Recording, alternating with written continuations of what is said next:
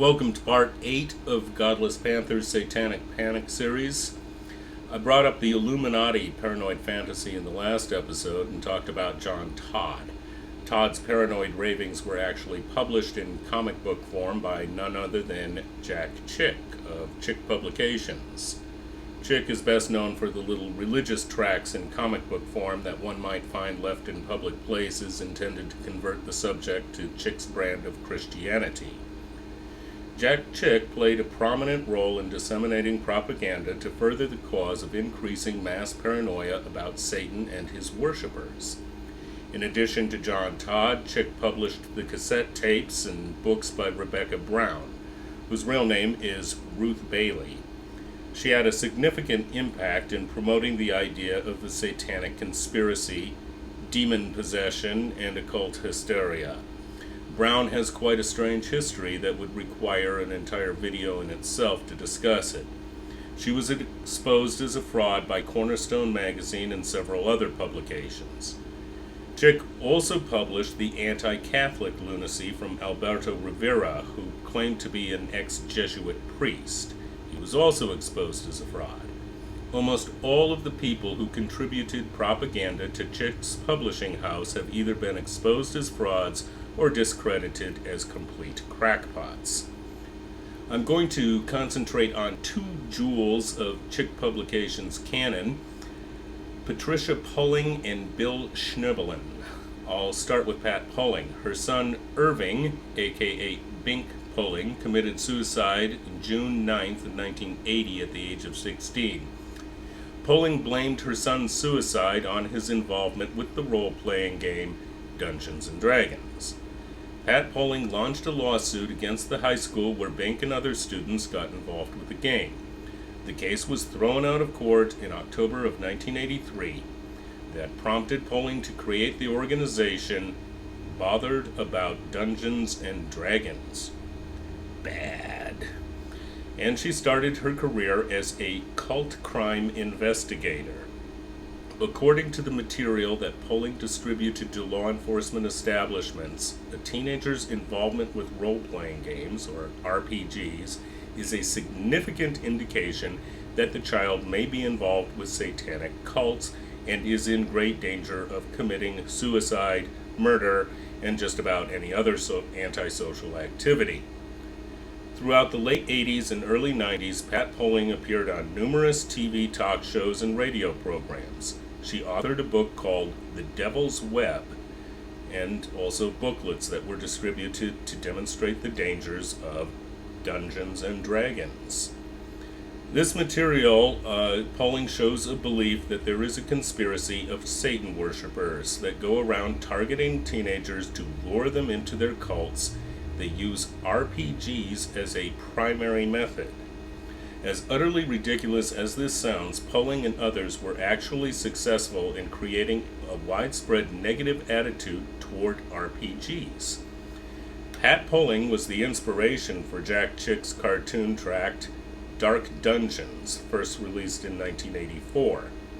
That particular tract is often a favorite of aficionados of funny propaganda and may be the most parodied Chick tract ever.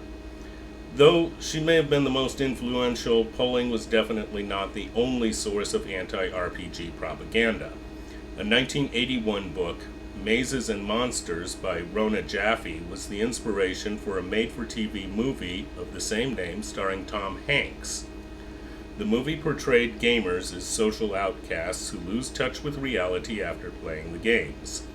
Aforementioned Rebecca Brown included a description of RPGs in her Chick-published 1987 propaganda, Prepare for War. She called the games one of Satan's biggest tools.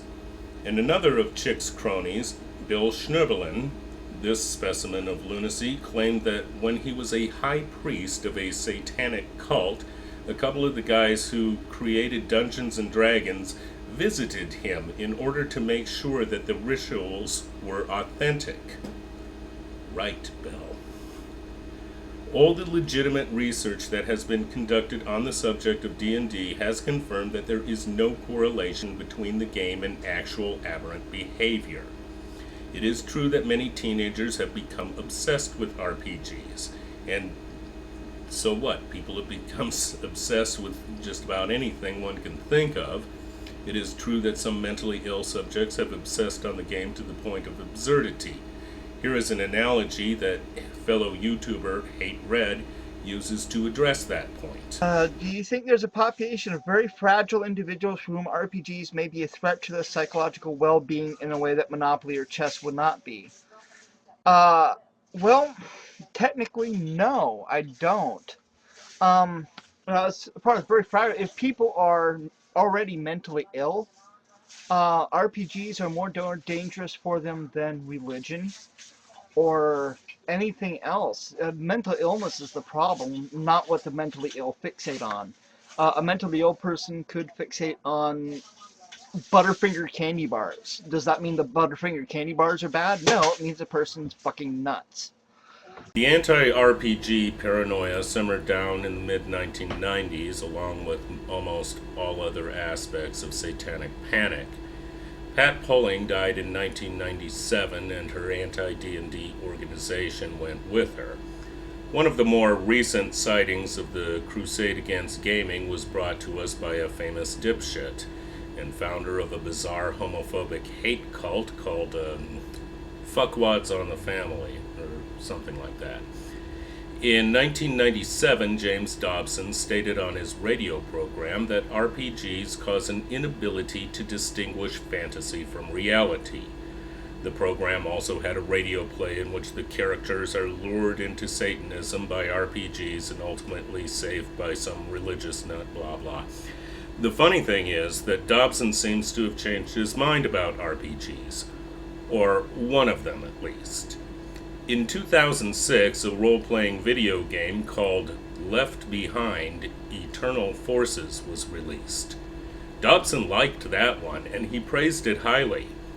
The ironic thing is that this game really did do many of the things that Dobson, Pulling and company accused of Dungeons & Dragons of doing. The Left Behind game is based on the book series by the same title by Tim LaHaye and them.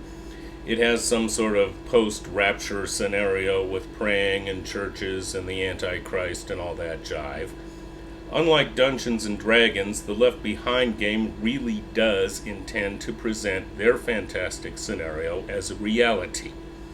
It really does contain specific religious ritual. It really does encourage kids to join a cult that really does exist. It really does encourage hatred and bigotry toward non-cult members. Dobson is, of course, way too stupid to ever see the irony in all of this. The Left Behind game received harsh criticism. Putting the theme aside, most reviews said it was just a crappy game. Some came to the defense of the creators of that game, saying that the criticism was, quote, based on erroneous information about the game that Left Behind Games has vehemently denied and corrected, end quote. That jewel was from Conservapedia. As it turned out, the game sold poorly, and it has been reported that the company lost several $1 million on it. The folks at Conservapedia seem to think that this is the anti-Christian bias in the liberal media that damaged the game's sales. So now, at this point in time, the anti-RPG paranoia is relatively rare. Critics of RPGs have turned to another villain. In 1998, the first Harry Potter book was released in the United States. The sales and popularity of this book was beyond all expectations, and children became more interested in reading books than they had been for many years. Once again, the fundies, in their profound wisdom, recognized the danger that the children were in. The Harry Potter series is about witchcraft, sorcery, and will surely lead our kids to Satan worship. Harry Potter and Dungeons & Dragons both have in them the quality to spark imagination, to create a rich and mysterious otherworld quality. In contrast, Sunday school stories seem trite, banal, and vapid. Like the Beatles, Harry Potter became more popular than Jesus, and the idiots can't handle it. in an article, What Shall We Do with Harry? By Lindy Beam from Fuckwads on the Family. Harry Potter is popular in part because it touches on deep human questions about reality beyond the physical. Christians have an opportunity to intelligently challenge the dangers we see in Harry Potter and give evidence of a better answer found in Christ. Here is where we see the problem in thinking. Harry Potter is not about deep human questions about reality. It's fucking fantasy.